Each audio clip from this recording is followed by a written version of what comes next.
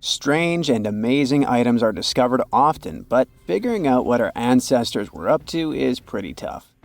Especially when all you have are just some rusty cups and cave drawings. It's no surprise that even the experts in lab coats sometimes make mistakes. But it's not just about dusty plates and huge stones. Sometimes there's even humans with large heads. So grab your digging tools and let's travel back to ancient times to explore incredible societies that even scientists can't fully explain. Sardinia may look idyllic now, but I'm not gonna lie, I wouldn't fancy visiting it 3,000 years ago. Rumor has it, terrible giants roamed around this island back then. People even talk about finding human skeletons over 13 feet tall there, although nobody's ever shown anything to prove it. But the stories will make you wonder because some weird stuff has definitely happened.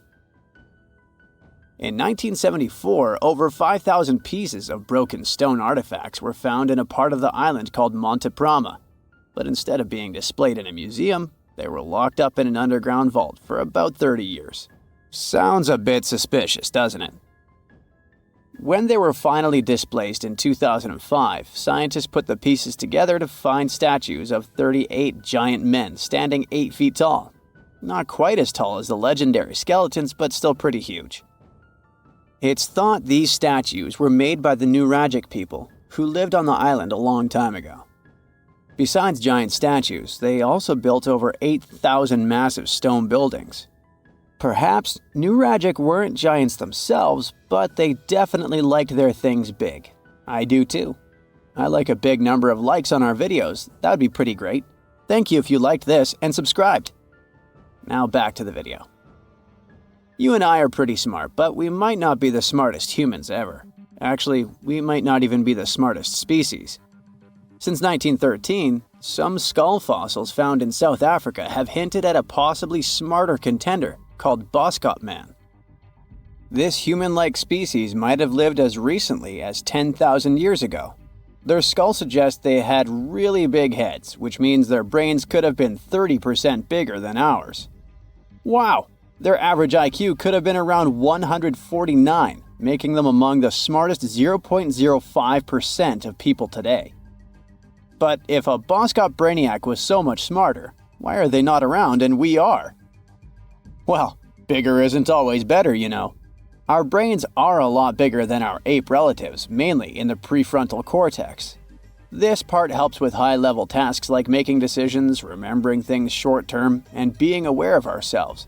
The parts of the brain that handle our senses and movements haven't really grown much. So, maybe the Boskops spent too much time dwelling on the past rather than doing practical things like hunting.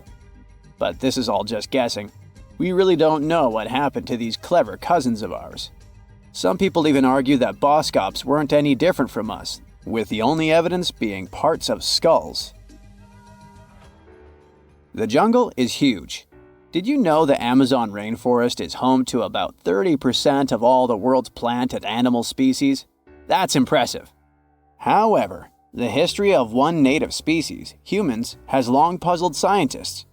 The mysterious Kasarabe people lived here for hundreds of years and then vanished around 1400 AD.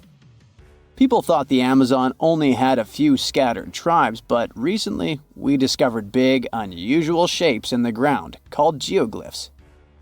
These might look like simple shallow ditches, but they're actually the remains of a vast civilization that spread over 5,000 square miles and includes about 450 markings, some as wide as 1,300 feet. That's insane! They likely contained ceremonial buildings and could have hosted up to 1 million people as recently as 550 years ago. Thanks to new technology like LiDAR, which uses a safe laser to map the forest without harming it, we can explore deeper. In 2019, some scans showed miles of raised roads and pathways and even pyramids over 70 feet tall. They found 26 separate settlements, 2 of which were at least 250 acres each. Damn, that's like 330 soccer fields. It's not certain what happened to the Kasarabe people. Maybe European conquistadors drove them out. Maybe the most baffling ancient civilization is one we've never actually found a trace of. Yep, I'm talking about Atlantis, the grand city that supposedly sank into the ocean. The first mentions of Atlantis come from the ancient Greek philosopher Plato, who talked about a great city near the Strait of Gibraltar. But for ages, everyone just thought Plato made up Atlantis as a perfect version of his own Athens. So why, about 12,000 years after it supposedly vanished, do we still wonder if it might be real? Well, in the 19th century, U.S. Congressman Ignatius Donnelly wrote a book giving 13 reasons why he thought Atlantis was more than just a myth. Then, in 1965, some folks thought they actually found Atlantis when they discovered the Richat structure, a massive 25-mile-wide dome in Mauritania, Africa. It's so big that you can see the whole thing from space. 2 astronauts flying over the Sahara Desert spotted this giant eye staring back at them and thought they'd made the discovery of a lifetime. Unfortunately, there's no solid evidence linking this structure to Atlantis. It's believed to have formed from volcanic activity about 100 million years ago. But it does look suspicious, doesn't it? Still, we're no closer to knowing the truth. Imagine going back to about 3,300 BCE and finding yourself in South Asia. Welcome to the Harappan civilization.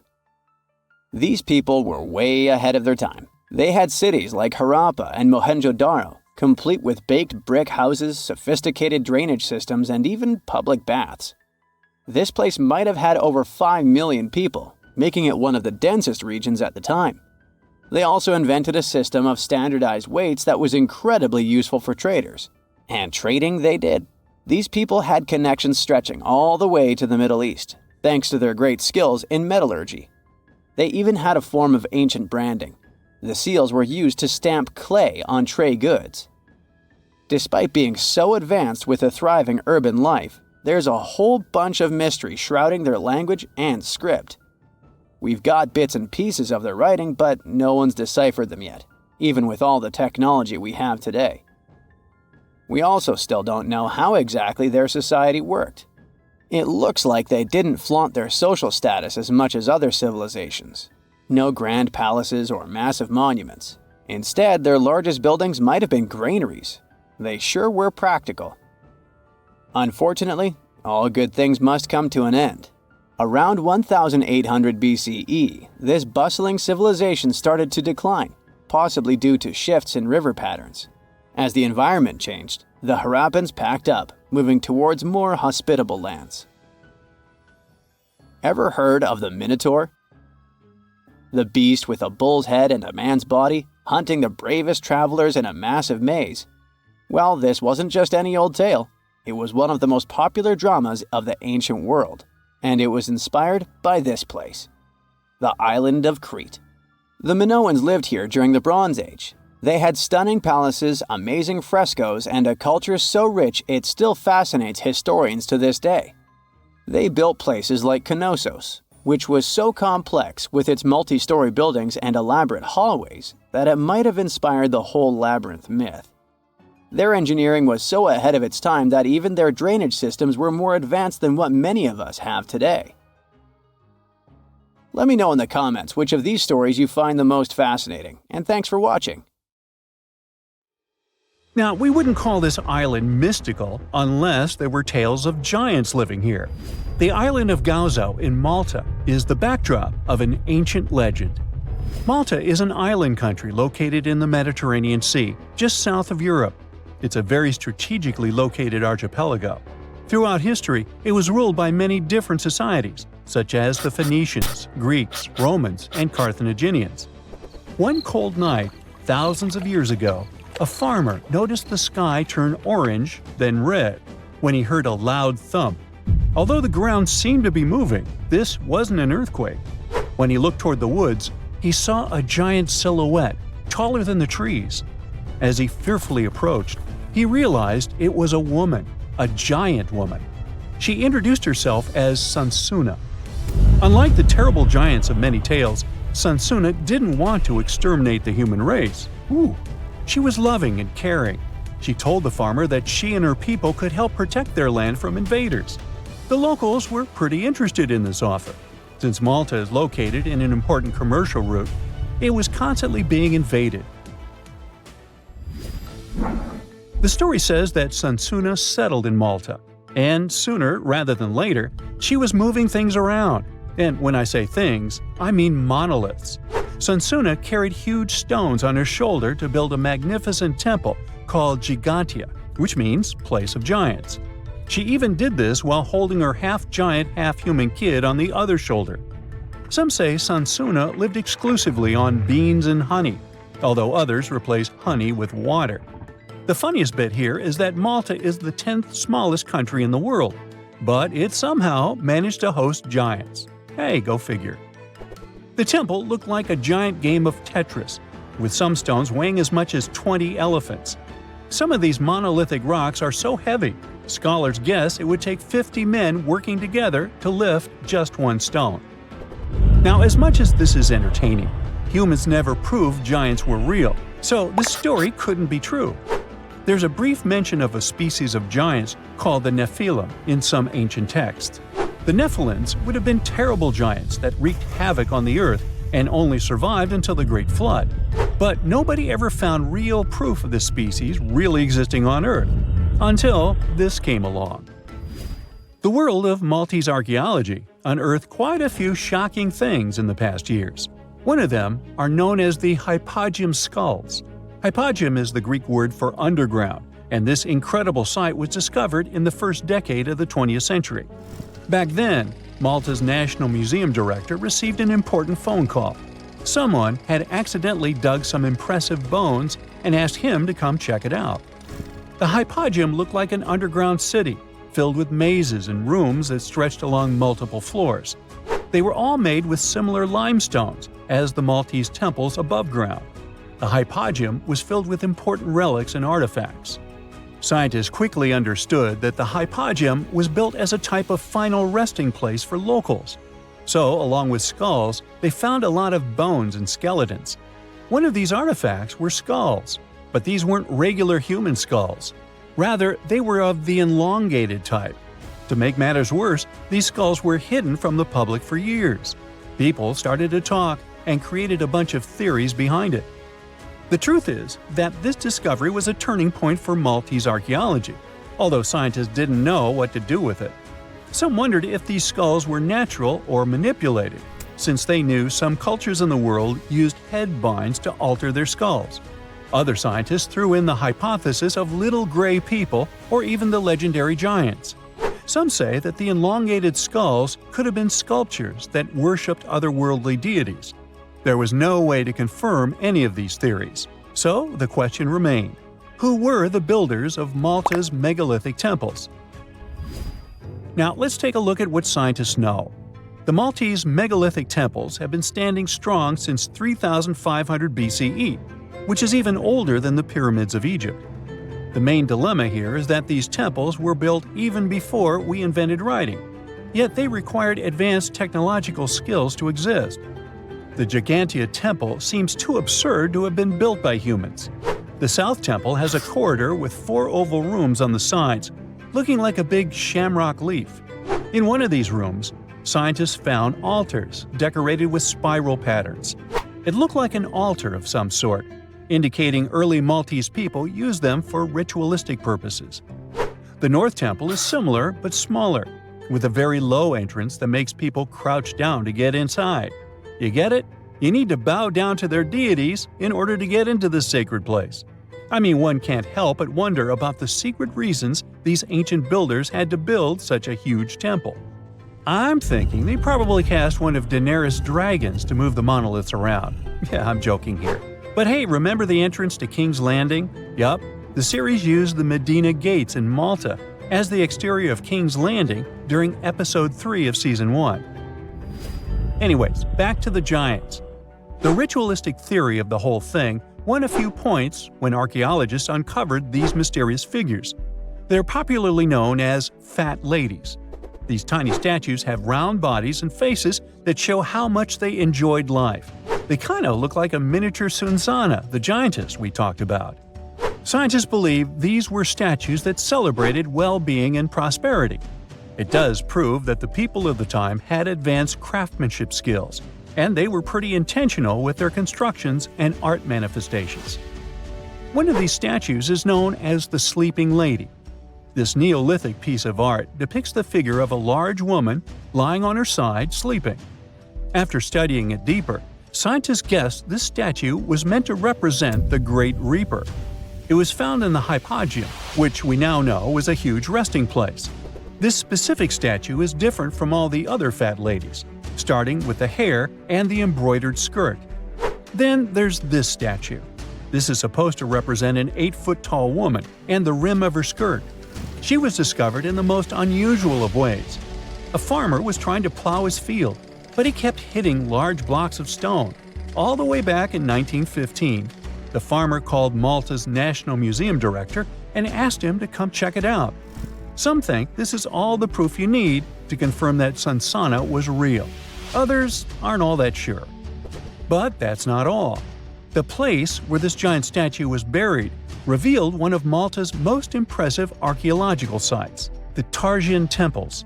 The temples were made from limestone blocks. Some are 20 feet tall and weigh around 20 tons. Zamet, the museum director, kept digging and discovered multiple sites made of megalithic stones.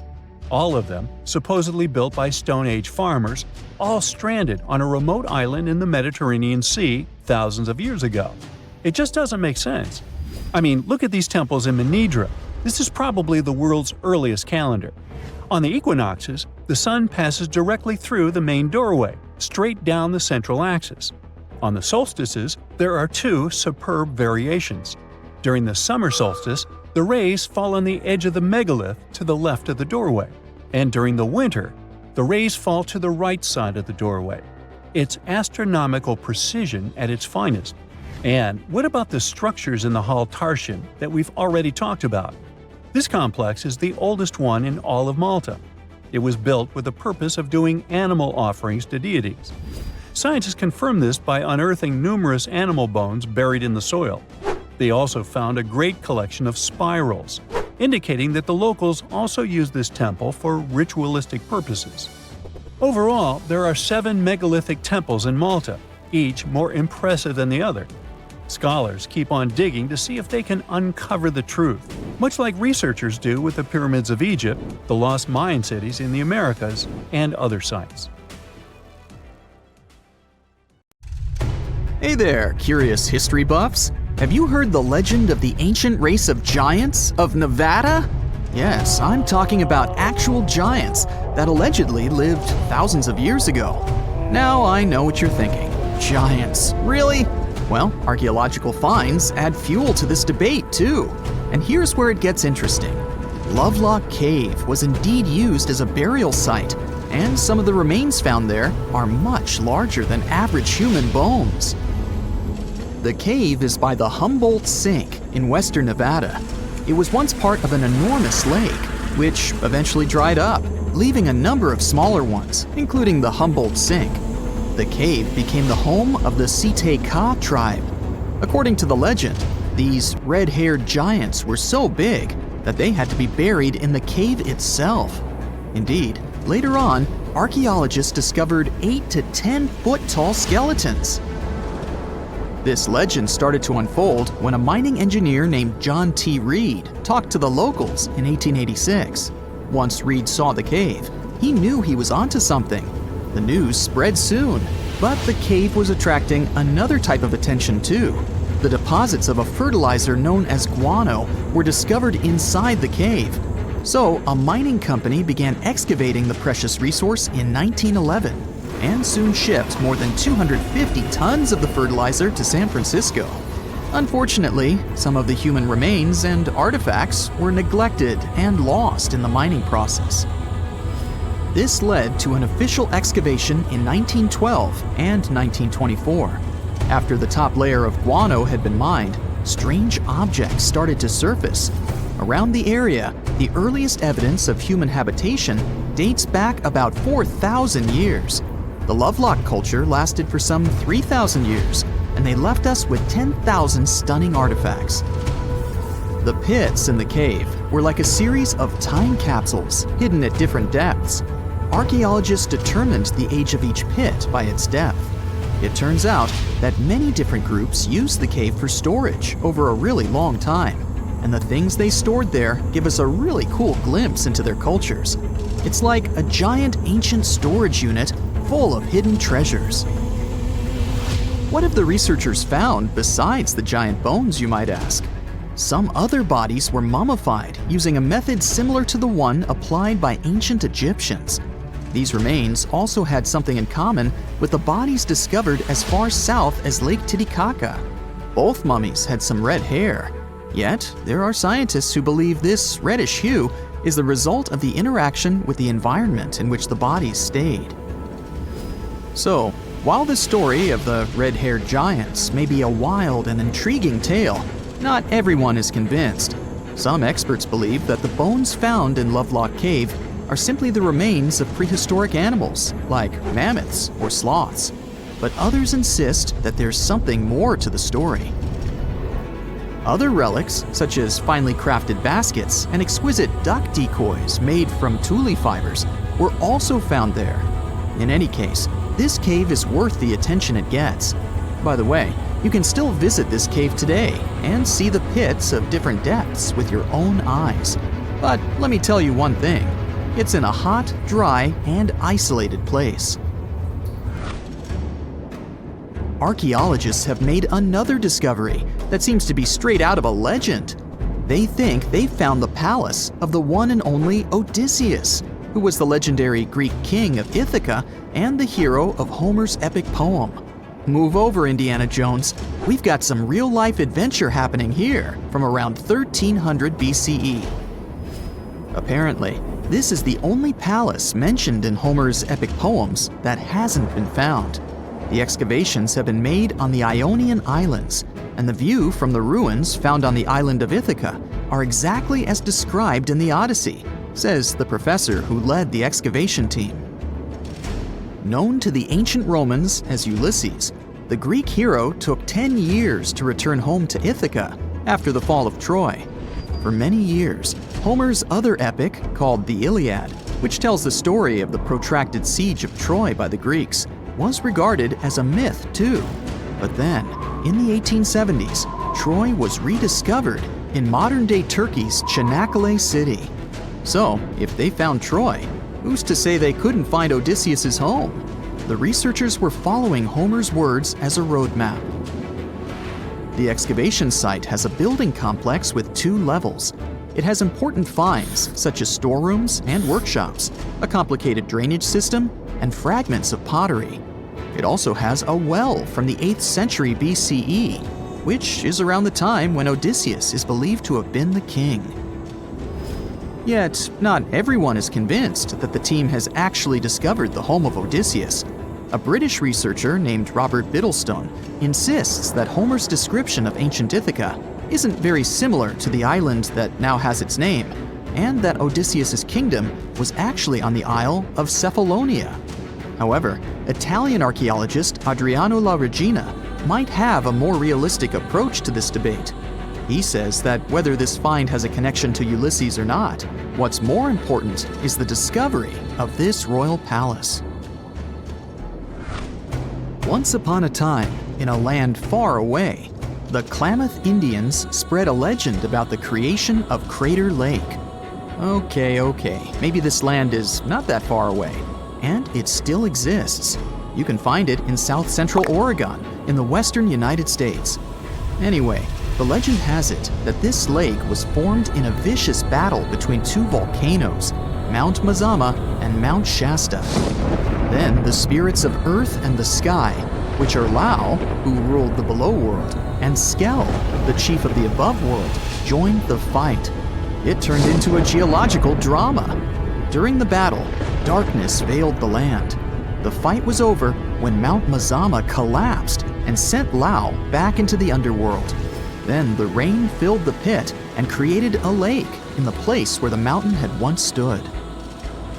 Flash forward to our time. Scientists have discovered that Mount Mazama did erupt 7,700 years ago. Artifacts found in the area prove that the legend indeed contains some details about the explosion. The tale says that red-hot rocks were flying through the sky. This happened during the volcanic eruption that caused the mountain to collapse. This created the volcanic caldera, which later on got filled with water. What makes this legend came true story unusual is how long it has existed. According to researchers, these types of verbal stories lose their credibility within 600 to 700 years. That's why the legend about the creation of Crater Lake is so unique. So many generations, for hundreds of years, have been accurately passing down the information. This volcanic crater lake is now in a national park. It's famous for its deep blue color. The water in it is extremely clear. If you visit it today, the water you'll see won't be the same as for someone who will visit the place 250 years later. Because there are no rivers flowing into or out of the lake, the existing water evaporates and the lake gets filled again by rain and snowfall. Basically, every 250 years, the water is replaced.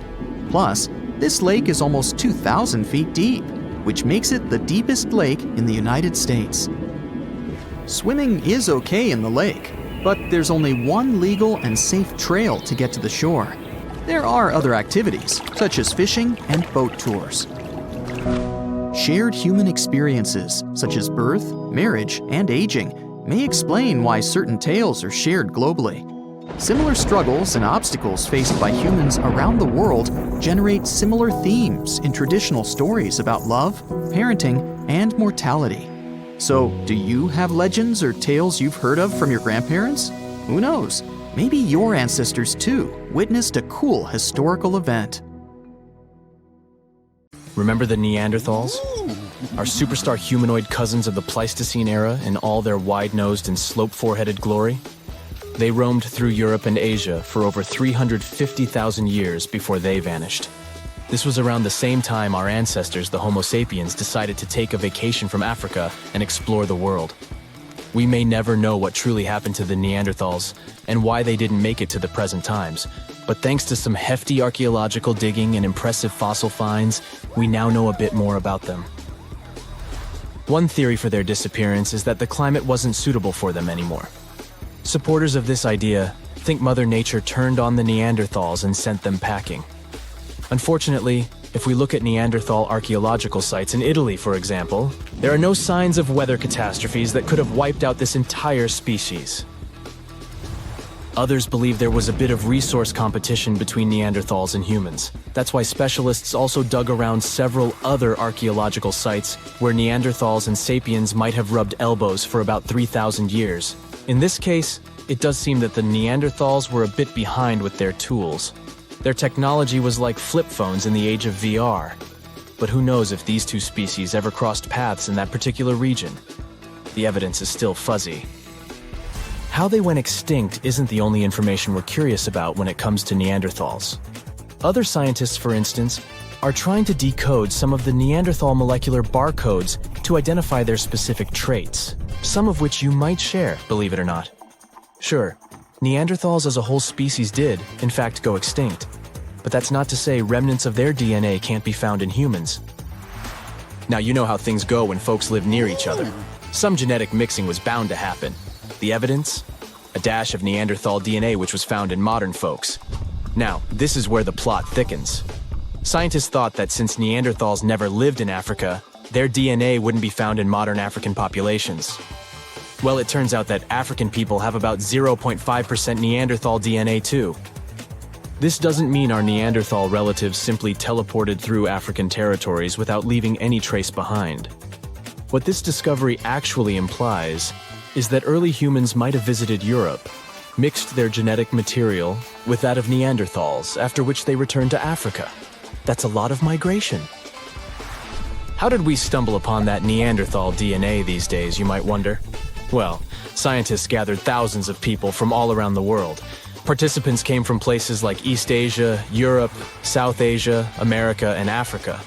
Percentages may vary, sure, but around 20% of the good old Neanderthal DNA is still found in US modern folks. Sure, the average Joe only carries about 2% of that caveman swagger. If you're from certain places or families that have a smidge more Neanderthal in their gene soup, you're looking at 3% tops. Is there anything in particular that we share with our long-gone humanoid cousins? As it turns out, our Neanderthal ancestors gifted us more than just their company for some thousands of years. They also passed down the incredible legacy of their noses. Well, you see, the Neanderthals were outfitted with some seriously high-rising sniffers. These weren't just cosmetic, they were also quite the asset in chilly climates. The icicle-dripping, teeth-chattering kind of cold where your breath could freeze before it leaves your lips. During those days, the Neanderthal noses worked as personal heaters, warming and humidifying the cold, dry air they inhaled. For that kind of extreme weather, these impressive nasal skyscrapers turned out to be quite handy. When our Homo sapiens ancestors decided to leave the sunny savannas of Africa for a spot of frostbite up in Eurasia, they bumped into the Neanderthals. This encounter resulted in not just an exchange of pleasantries, but also an exchange of genes that coded for larger noses. This newfound genetic nugget was discovered by scientists who dug deep into the DNA of over 6,000 volunteers. To complete the study, these scientists meticulously compared this genetic data to snapshots of the volunteers' faces. They measured the distances between various points on each face, such as the height of the volunteers' nose bridges. They then played a game of spot the genetic marker to identify if certain facial traits were linked with specific genes. By the end of this exciting chase, they hit the jackpot. 33 shiny new genome areas were linked to facial features. One standout gene, named ATF3, was traced back to our Neanderthal ancestors and seemed to be the maestro of controlling nose height. Participants with Native American ancestry had Neanderthal hand-me-downs in this gene, contributing to their taller noses. Think of the ATF3 gene as a Neanderthal housewarming gift to us humans, as we stepped into colder climates from Africa. Interestingly, this isn't the first time our ancestors have played pass the gene. Back in 2021, the same research team uncovered a gene influencing lip shape called TBX15. This gene was a little love note from the Denisovans, another set of our ancient relatives, who lived in Asia and went extinct around 30,000 years ago. Another part of the scientific community believes our Neanderthal buddies had this weird genetic feature when it came to their brains. Is that why they didn't make it? Through this theory, it was suggested that US humans might owe our brainy edge to a quirky gene mutation. This mutation gave our neocortex, that's the smarty pants part of the brain, a little population boom in the neuron department. This amazing gene of ours isn't all that different from the Neanderthal version. It's just one amino acid off, just like ordering a coffee with one sugar instead of none. This tiny tweak is found in virtually all modern humans. Meanwhile, our extinct relatives, the Neanderthals, Denisovans, and other primate pals, all missed the mutation memo, at least according to the study. Now, let's not get ahead of ourselves. Just because we have more neurons doesn't necessarily mean we're geniuses by comparison.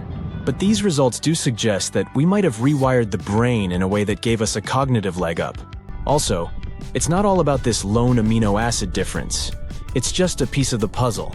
Scientists have previously found a whopping 96 differences between our DNA and that of Neanderthals that could have potentially affected our different outcomes as species. Studying Neanderthal DNA also gave us some insight into their relationships.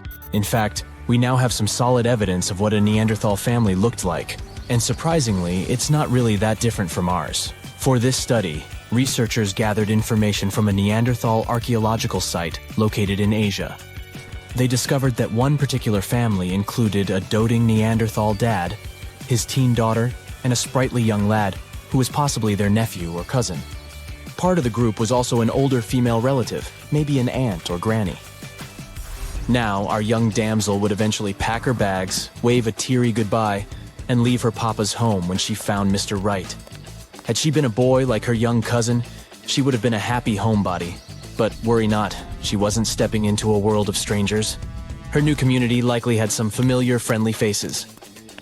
But how were scientists able to predict the ending of this story?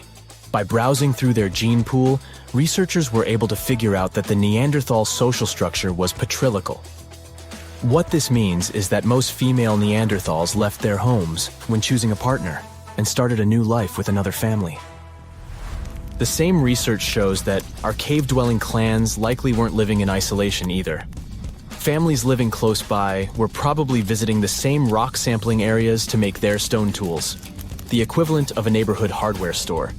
And when they weren't tooling around, they were busy hunting delicious meals like ibex, horses, bison, and other wandering critters. Scientists, however, were careful to add that this ancient family portrait might not represent the full spectrum of Neanderthal social life. They've kindly asked future archaeologists to get more Neanderthal DNAs on the Ancestry websites. Tunnels, metro, underground systems, and even secret passageways to the houses of the rich and famous. Why else do we need tunnels, you may wonder? To hide. Many cities have underground tunnels and even underground doppelgangers. Now let's make it clear. Those passages are normally not connected, contrary to the popular rumor claiming that it was possible to get from Scotland to Turkey using underground passageways built around 5,000 years ago. I mean, it sounds insane even today. Imagine building it back in the day. These tunnels have an official name, the Erdstall Tunnels, and they were most likely built in the Middle Ages. However, we still don't have the exact information about the date. The highest concentration of those tunnels are in Bavaria, Germany, but there are many of them in Great Britain and France too. Erdstall tunnels, a unique type of earthen passage found globally, are characterized by their narrow, oval-shaped corridors and tight choke points, known as schlups, or slip-outs. Despite speculation, their purpose remains a mystery. However, some of those tunnels have fireplaces and even vents, which might mean those were used primarily for shelter. Dating back to the Middle Ages, possibly as early as the 12th century, Erdstall tunnels lack archaeological signs and historical records.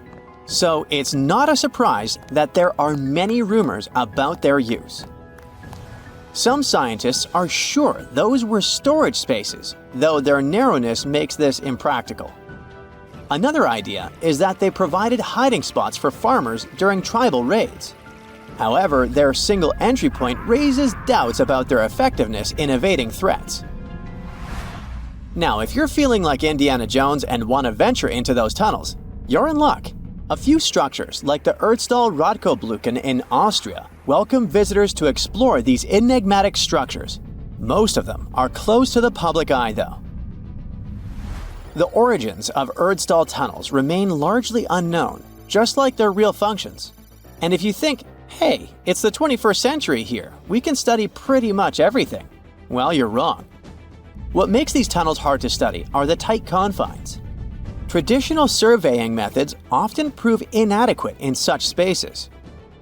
To solve this problem, scientists use a handheld device that integrates an RGB camera, a gyroscope, and high-resolution depth sensors, allowing them to capture intricate details of the tunnels.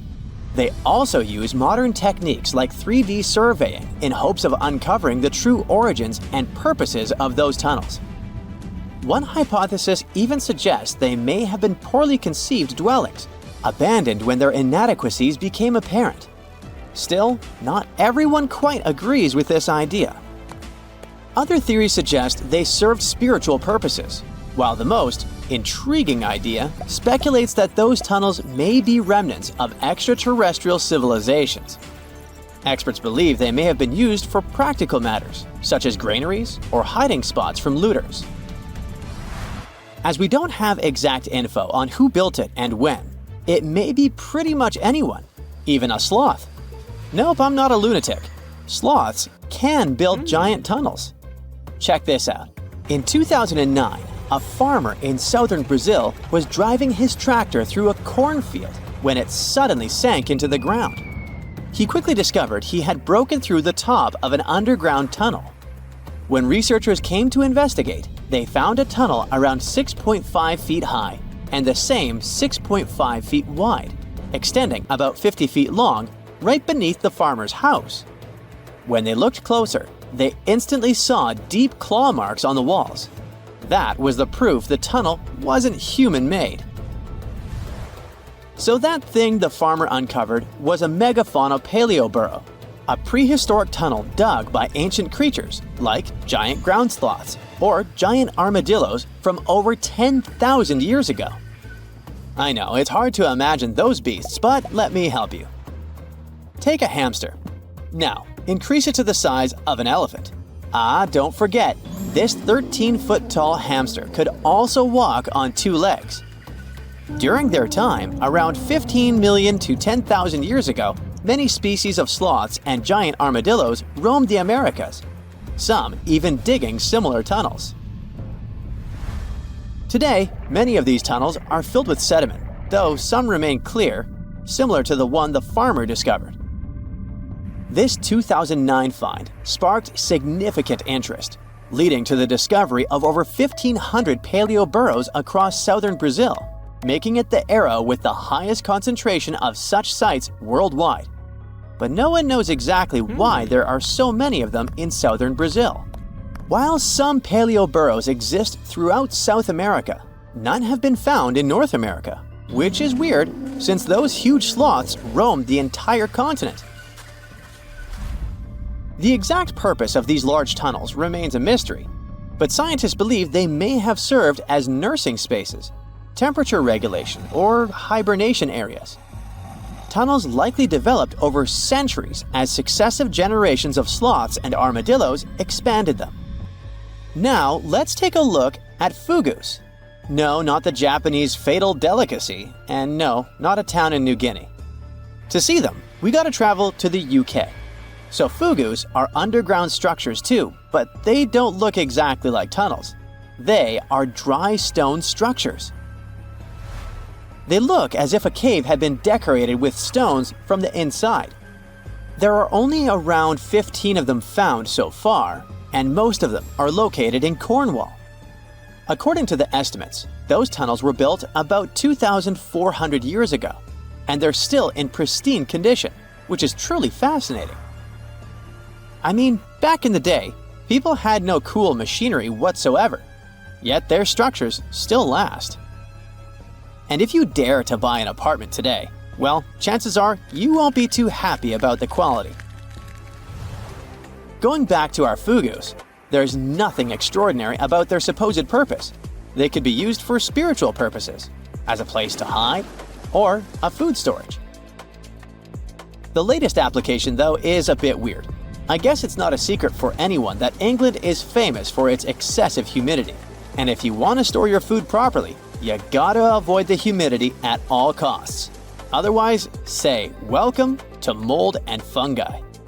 But ancient people weren't dull-witted at all, or they wouldn't have survived, and you and I wouldn't be around now. So they might have adapted those fugus to store just some products, those that already had natural molds in them, assisting in the preservation of perishable food, like milk, butter, and cheese. But hey, those are just speculations. The true reason why they were built remains unknown. What makes fugus unique is that they are intentionally built tunnels, not just excavated mines like those in Wales. They were crafted by digging deep trenches, lining them with stone slabs, covering them with capstones, and then filling over them, all of which took significant time and effort. Still, no matter how hard those were to construct, cities around the globe are often built over intricate tunnel systems, each unique to its location. For instance, Paris is famous for its extensive underground quarries, which were abandoned years ago, but still pose a risk of collapse in certain areas above. London boasts one of the largest tunnel networks in the world, including many that were specifically created for military purposes. In New York City, there are rumors of secret tunnels, while Los Angeles has old tunnels from the Prohibition era used for speakeasies.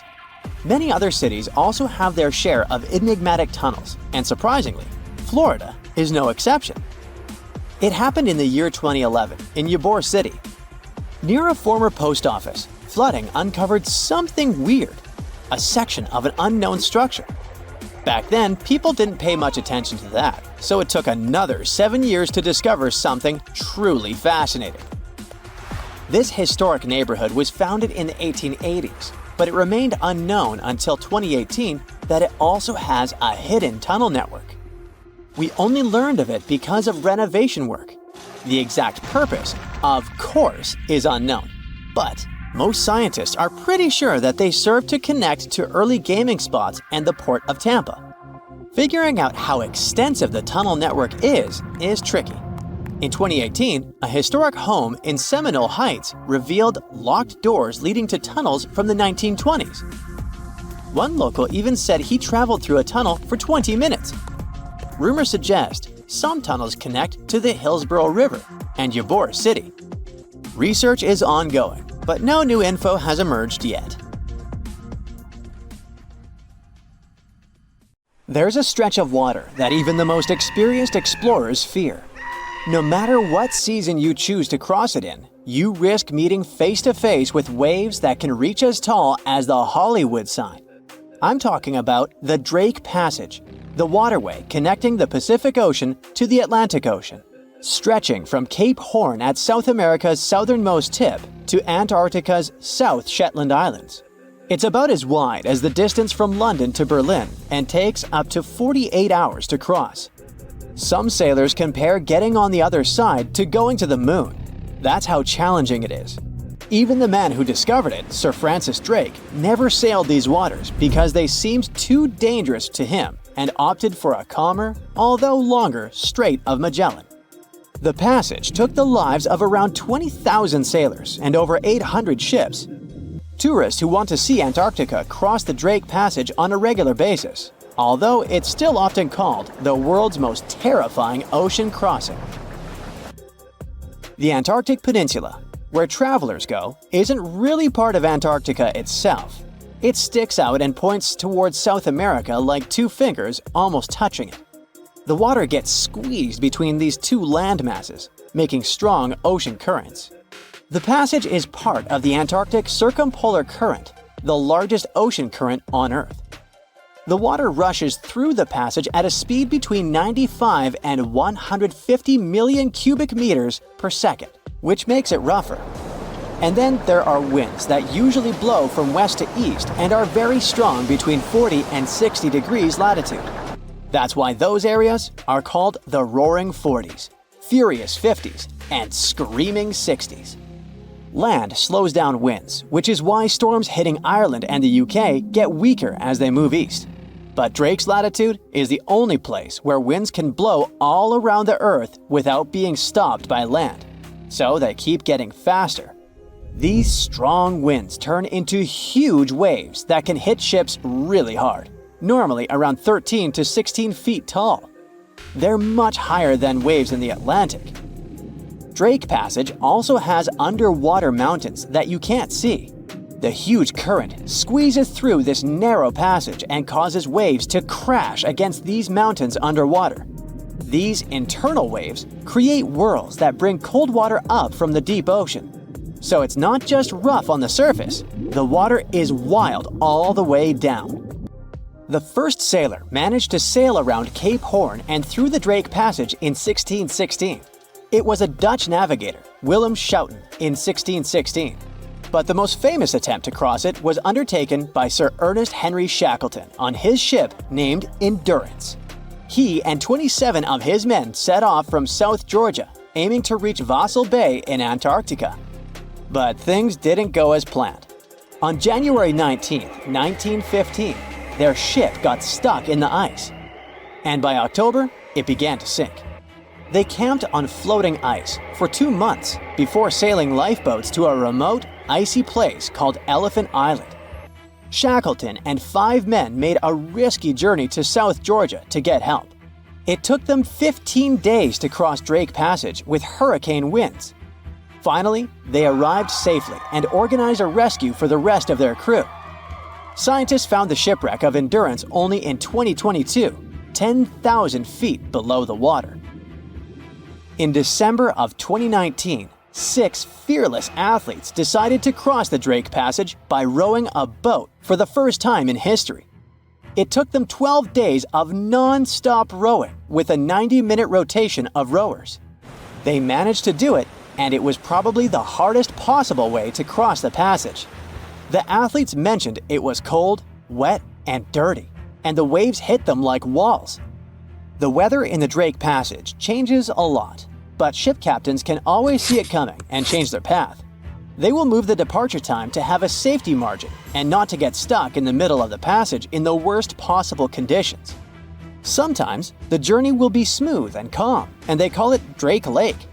Other times, people on the ship will feel rough waves, which is called Drake Shake. Some experienced captains who often cross the passage say that the Drake Lake effect happens once in every 10 crossings, and they see the Drake Shake once or twice in every 10 journeys. A schooner or a kayak will probably not survive the journey among giant waves, but modest vessels and cruise ships have sturdy hulls and advanced stabilizing mechanisms. So, the journey isn't that dangerous anymore, but still, it's quite an adventure, especially if you're seasick. If you don't feel like risking it but want to travel from the Pacific Ocean to the Atlantic Ocean by water the fast way, the Panama Canal is waiting for you. People first started thinking about making a water path across Panama in the 16th century. Back then, a Spanish explorer found out that only a thin piece of land separated the two oceans. But it seemed impossible to build it because of the mountains and thick jungle, so the idea had to wait a couple of centuries. Finally, in 1880, France, led by the man who built the Suez Canal in Egypt, tried to make the canal. But the people who started the construction soon found out it was much harder than it looked on a map. The land in Panama was one of the toughest and most dangerous places to dig a big waterway. Workers had to literally move huge mountains in a jungle full of snakes, where it was really hot and rainy. During the wet season, heavy rain turned rivers into wild rapids and soaked the workers. Sometimes, they didn't see the sun for 2 weeks, and their clothes stayed wet all the time. Big rocks were falling, and tiny mosquitoes that carried malaria made people very sick. And then, an earthquake happened on top of everything. They were losing thousands of people. That's why France decided to abandon the project after 7 years. Then, the United States bought the French assets in the canal zone and finished it by 1914. It cost the US around $375 million. The 50-mile-long passage of water saves ships traveling between New York and San Francisco 7,872 miles. Around 14,000 ships use it every year and pay around $1.8 million in tolls. So it looks like it all paid off. Another challenging waterway in this part of the world is the Amazon River. It's around 4,300 miles long and flows through 3 countries with over 30 million people living in its basin. But there isn't a single bridge across it. The river has many marshes and soft soils, so engineers would need to build very long bridges and very deep foundations, which costs a lot of money. Building bridges over deep water is tough, but in other places in the world, engineers can use things like floating platforms to help. The river's path and water levels change a lot during the year. During the dry season from June to November, the river is usually 2 to 6 miles wide. But in the wet season from December to April, the river can become as wide as 30 miles. And the water level can rise by 50 feet. That's why they can't build floating bridges or pontoons. The riverbanks are made of soft dirt that moves and erodes with the seasons, and it makes things even harder. It would have to be an absolutely unique project to overcome all these challenges. Luckily, there's no pressing need for a bridge across the Amazon right now. The river mostly goes through areas that are sparsely populated, so there aren't so many major roads to be connected by bridges. When you mention your plans to travel to Tristan da Cunha, the chances are your friends won't even know where this remote island is located. No wonder. Tristan da Cunha is considered the most remote inhabited archipelago in the world, with the nearest populated land, St. Helena, around 1,500 miles away. There are only 229 people living on Tristan da Cunha now. In such a close-knit community, everyone is someone's cousin, uncle, or maybe just a friend, but everyone knows each other for sure. There are as few as 10 last names on the island, representing just 10 families. Getting there is quite an adventure. There are no airports on the island, which means your journey will be primarily by sea. Typically, it requires a days-long voyage from South Africa. Only 3 ships regularly service the island, with fewer than a dozen trips each year. Some cruise lines may include it in their itineraries, but travel arrangements must be made well in advance, due to limited berths available on the ship from Cape Town. And you'll also need landing permission.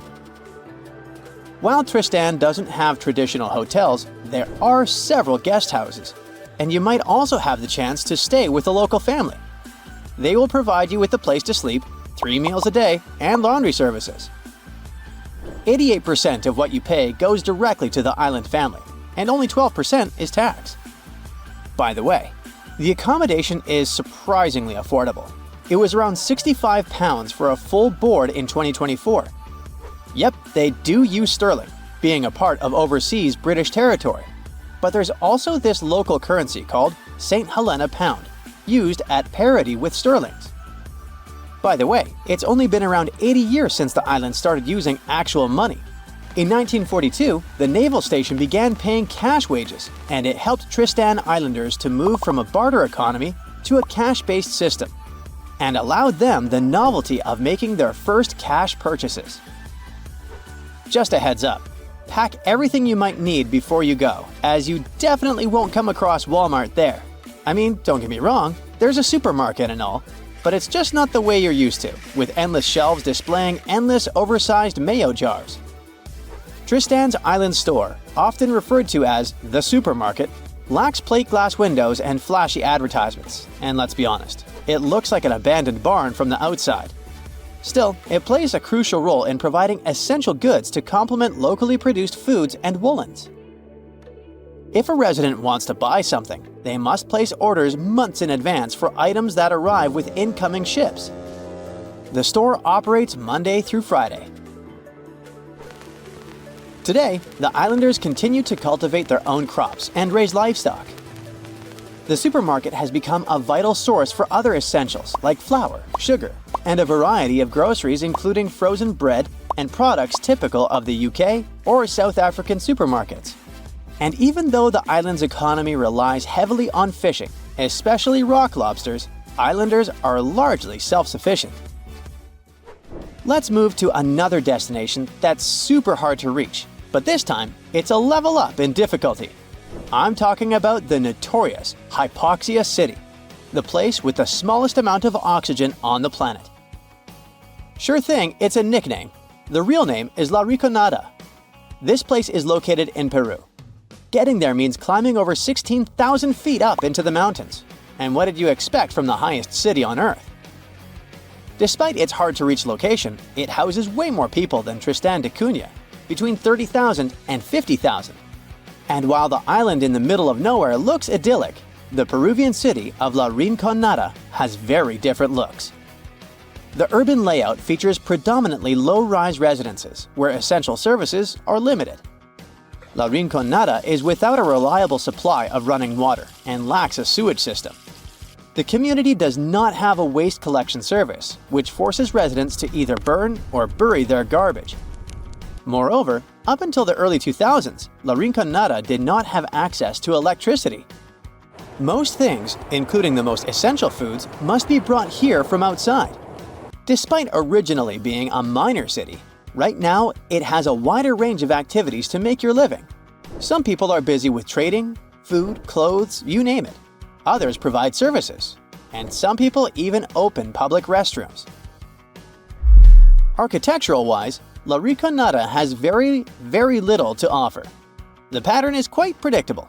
Huts made from corrugated metal that are unstable and rusting. The choice of materials is dictated by practicality. These metal sheets are the lightest and easiest for miners to transport to the glacier. Unfortunately, the homes lack proper insulation, leaving residents shivering in the cold even though they have access to wool from local sheep, which is an excellent insulator. Sturdier rock homes exist but are rare, typically inhabited by wealthier miners. While the architecture might not be particularly captivating, the vistas certainly are. In nearly every spot in La Rinconada, a glance upward reveals La Bella Durmiente, or Sleeping Beauty, a massive glacier towering over the town. Getting to La Rinconada is very hard. First, you'll need to fly into Alejandro Velasco Astete International Airport in Cusco, Peru. Once you're in Cusco, you can catch a train or a bus to Puno, which is right by Lake Titicaca. Here's where it gets a bit tricky. The only way to really get up to La Riconada is by hitchhiking or finding a ride into the mountains. There might be some buses, but they don't run on a set schedule. If you're up for it, you can rent a car, but be warned, the roads can be pretty rough and tricky to navigate. So a little extra caution goes a long way on this adventure. Unlike Tristan da Cunha, where they adopted cash back in the 1940s, La Riconada doesn't rely much on it. The economy of this place is based mainly on gold mines. The mines are unguarded, unregulated, and often dangerous. Miners work for 30 days under a cachorreo system, where on the 31st day, they're allowed to take as much ore from the mine as they can carry as a form of payment. La Riconada has no bank, but it has many storefront fund transfer agencies, which miners use to wire money to their families. Still, they never know how much they're gonna send. Our next destination is Svalbard, a place that might seem unwelcoming due to its climate. But locals embrace everyone with open arms. No visa is required if you want to visit or even work there.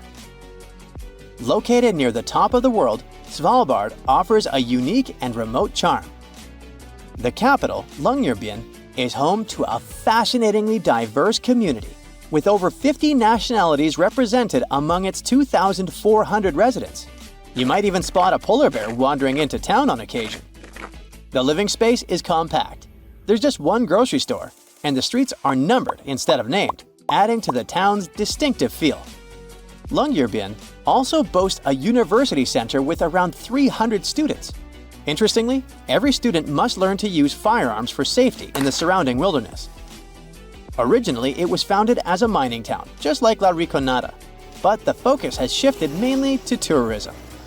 However, a quirky tradition remains from its mining days. Visitors and residents alike take off their shoes when entering hotels and restaurants, a practice born out of the need to keep coal dust at bay. The last destination for today is Palmerston Island, a remote coral atoll in the Cook Islands, located about 290 miles northwest of Rarotonga. Famous traveler James Cook visited it on June 16, 1774, and the place was uninhabited at the time, despite ancient graves found there.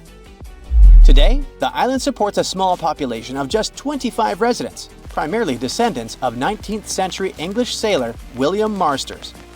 Marsters arrived in 1863 with 2 Polynesian wives and later added a third. He fathered 23 children. Fishing is the mainstay of the local economy, resembling subsistence living due to the island's isolation. Modern amenities and communication services are available. Although there's no airport, cargo ships visit periodically. What makes a giant, well, a giant? You know, big, enormous, you get it.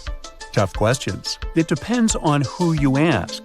The ancient Greeks had cyclops, while ogres were spread out through all sorts of European folklore tales. The tallest person ever recorded was named Robert Pershing Wadlow, and he lived in the first half of the 20th century. He stood at an incredible 8 feet 11 inches tall, but had many medical issues throughout his life. Sadly, he only lived to celebrate his 22nd birthday. That's because Robert wasn't just tall. He had a condition affecting his human growth hormone, which didn't particularly make his life comfortable. Robert even had to wear leg braces in his adult years. During that same time, incredible discoveries were reported in North America. Some people claim to have uncovered weird-looking skeletons, much larger than previously associated with human beings. It immediately raised the question, did giants really used to roam our planet? Our story begins with the idea of a mound builder race. Some scientists back in the day claimed that these massive earthworks in places like the Mississippi Valley, called the Grave Creek Mound or the Great Serpent Mound, were built by some sort of prehistoric type of human, much larger and stronger than us Homo sapiens are today. From around 1812 to the 1860s, almost everyone in America writing about history was covering this mound-building race.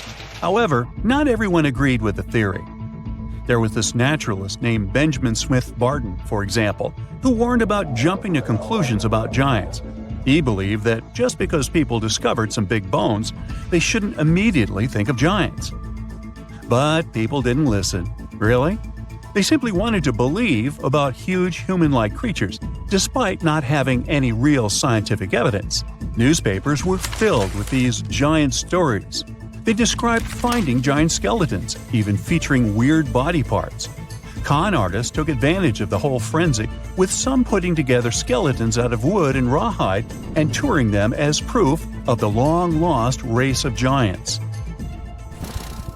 Eventually, in the 1930s, an anthropologist from the Smithsonian took it upon himself to debunk the whole mystery. And his conclusions were straightforward. All those giant skeletons that were supposedly uncovered were either hoaxes or simply animal bones that were wrongly identified as belonging to humans. He also said that those who claimed to have discovered ancient giant remains were just not that good with human anatomy. You would think that's how the story ended. Well, it didn't. You see, people became so convinced that giants existed that they simply could not let go. Sound familiar? Because the Smithsonian was investigating these claims, some people started thinking they were up to something shady. They cooked up this theory that the Smithsonian scientists were secretly getting rid of giant bones to hide the truth about giants. This whole story survived through the years and made it all the way to 2014. Is when this internet article said that the Smithsonian used to have tons of giant skeletons but destroyed them back in the early 1900s. And the drama continued. A famed publication even looked into the past of some of those Smithsonian scholars to try and pick apart their credibility. So the institute had to do some damage control. They've since added new people on the team whose job is to figure out if those bones were correctly collected and studied. Now, it wasn't just North Americans that claimed to have stumbled upon giants. The French had their own discoveries too. Their story takes us back to 1890, when an anthropologist was digging around a Bronze Age site in Castelnau, France. What he found were 3 bone pieces that looked like they came from a giant human. The findings included a massive thigh bone, a shin bone, and a regular upper arm bone known as a humerus. Now, if we put all these bones together and calculate the proportions, they lead us to this towering figure, somewhere between 10 and 11 feet tall. However, in 2022, contemporary scientists took another look at those bones. They concluded they most likely belonged to a cave bear, not a human. It wasn't that unusual for people back in the day to confuse giant animal bones with those of humans. Now, the truth is, our ancestors were in fact taller than we are today, despite them not being technically giants. The average human body has changed a lot over thousands of years. We're not as big and strong as our ancestors were. In fact, we've been on a bit of a downsizing trend, especially in the last 10,000 years, and it's because of a mix of factors. Our genes, the world around us, and how we live our lives all play a role. Way back around 40,000 years ago, European men were towering at around 6 feet. They had a seriously tough life, though, hunting and gathering all day. That lifestyle required a good muscle structure, and their African roots might have given them that extra height, which came in handy in warm climates. Moving on to 10,000 years ago, we can already see a big change in European males. They went down to 5 feet 4 inches on average. What happened was the climate was shifting, and people were increasingly relying on agriculture to provide for their families. It wasn't all sunshine and comfort, though. Sometimes failed crops and a not-so-diverse food meant a pretty unhealthy diet. Plus, being around farm animals more and more introduced some new medical issues to the mix. We're now around 600 years ago when the shortness continued. And yes, we can still blame it on poor diet and health. However, there seems to be a change in recent years. Today, European males are reaching an average of 5 feet 9 inches. And sure, the fact that we're eating more veggies and getting regular checkups at the doctor did help a lot. But it's also because of industrialization and living in cities. This has brought people from different backgrounds together, which is a good thing. It decreases the chances of human passing on genes that could cause problems. So it's a combination of better living and genetics that's making us taller. We shouldn't give up on ancient giants quite yet, though. You see, experts believe they recently discovered the remains of such a person who supposedly lived in ancient Egypt. Sometimes people can actually grow to large sizes due to a condition called gigantism, the same that made Robert Pershing Wadlow grow to such an impressive height. When some archaeologists were studying ancient Egyptian mummies, they came upon an interesting skeleton. What made it special was that they believed it might have belonged to a pharaoh who would have been really tall, like 6 feet 6 inches tall. To put that in perspective, that's way taller than Ramses II, who was the tallest recorded Egyptian pharaoh and stood at about 5 feet 9 inches. These experts took a closer look at the newly found bones, especially the long ones, and found evidence of something called exuberant growth, which basically means this person's growth was off the charts. It's a clear sign of gigantism, they say. Now, this discovery is important because it makes this mummy the oldest case of gigantism in the world. No other Egyptian pharaohs were known to be giants. It's also fascinating because it tells us something about the health and nutrition of ancient Egyptian rulers. See, those pharaohs were probably better fed and healthier than regular people, which might explain why they could grow taller than the average person. Now, you might be wondering if being a giant had any drawbacks back then. Well, it's hard to say. I wasn't around then. Still, during those early dynasties in Egypt, they seemed to prefer shorter people, especially in royal service. There are a lot of ancient Egyptian stories featuring short-statured leaders and even higher spirits that locals looked up to.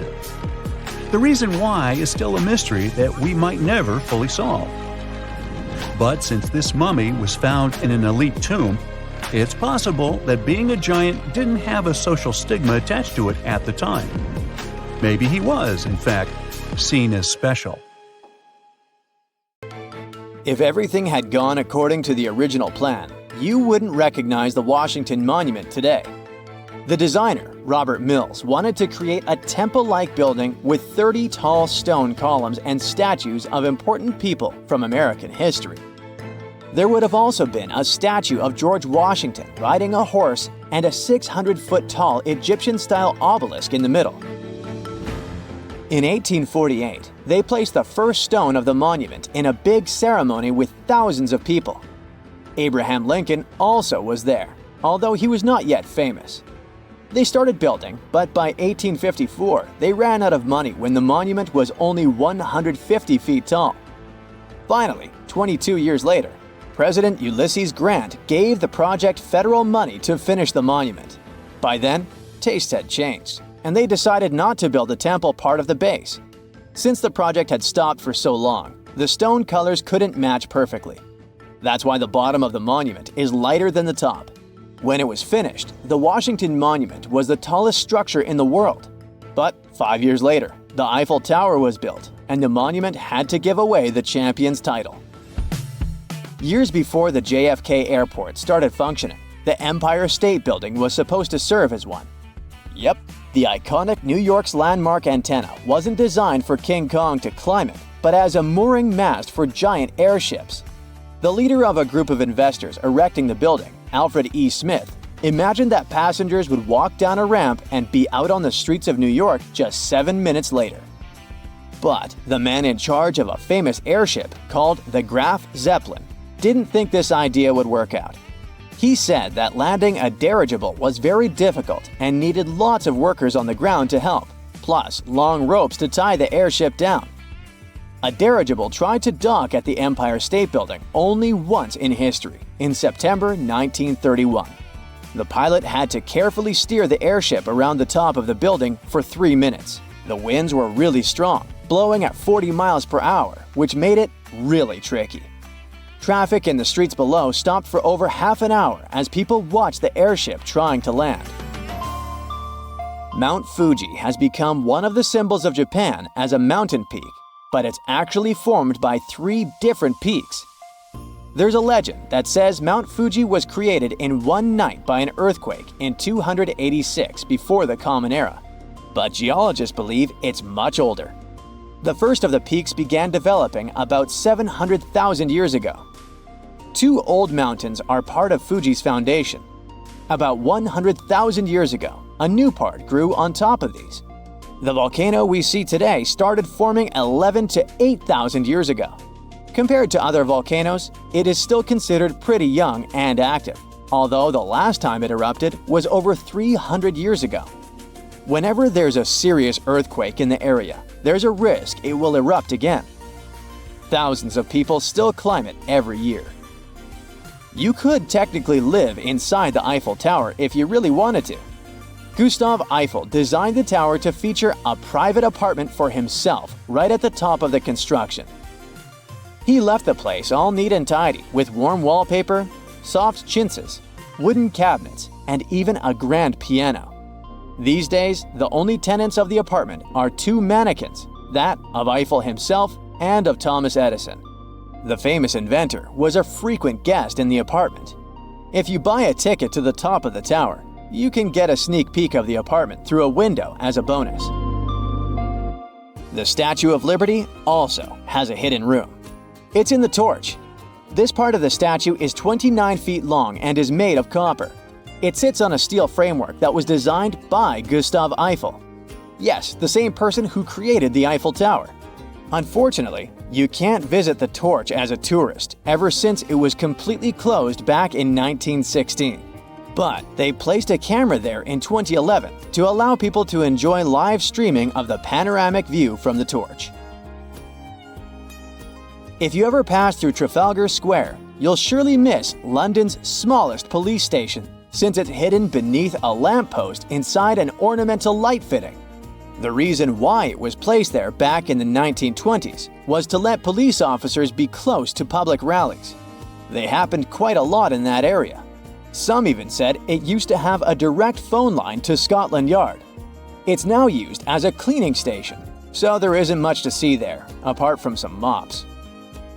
It took 14 years to finish the huge profiles of 4 American presidents: George Washington, Thomas Jefferson, Abraham Lincoln, and Theodore Roosevelt into the southeastern face of Mount Rushmore. If current records are true, there's an incomplete secret room behind Abraham Lincoln's head. It was meant to become the Hall of Records open for visitors. It would keep important artifacts and documents of American history, like the Declaration of Independence and the Constitution. A year into the construction, the authorities decided it was more important to finish the president's profiles, so they cut funding for the project. So the secret room was never finished, and visitors to Mount Rushmore can't see it. The Passetto di Borgio is a special hidden walkway that connects the Vatican City to a nearby fortress called Castel Sant'Angelo. It's around half a mile long and was built in the 13th century. It was used by popes to escape from the Vatican when they were in danger, and it was used this way at least twice in history. A statue of Leonardo da Vinci, located at Rome's Fiumicino Leonardo da Vinci Airport, was first unveiled back in 1960. During a recent renovation, one of the workers made a mysterious discovery during this process. He found a small hole somewhere in the middle of the statue, at a height of about 30 feet. After it was carefully opened, they found 2 parchments inside. The first document, written in classical Latin, told the history of the area that now houses the airport. The other one had a list of people who attended the inauguration of the statue. There's a huge network of catacombs under Paris, stretching for around 174 miles. It's one of the largest grave sites in the world, and brave tourists are allowed to visit only a small section of it. But some people manage to get into the restricted passages to throw picnics and parties, and even start businesses there. Businesses like a fully functioning movie theater with an underground restaurant and bar. The law enforcement officers who found it believe it must have been built by some secret society. Whoever arranged it was trying to hide the entrance, making it look like a construction site. A motion sensor would set off a video camera, recording anyone who tried to sneak in. Then, a sound of a barking dog would play, hoping to scare off intruders. Those who weren't scared away would get into an underground theater with rows of seats carved into the rock, a big movie screen, and a projector just like in a regular movie theater. The experts were surprised that the electricity worked so well underground to power it all. So, a team came back to check it out. But when they returned, everything had been removed. The electricity lines were cut, and the items were gone. All that was left was a note saying, "Do not try to find us." So looky here, scientists discovered ancient artifacts near King Tut's tomb.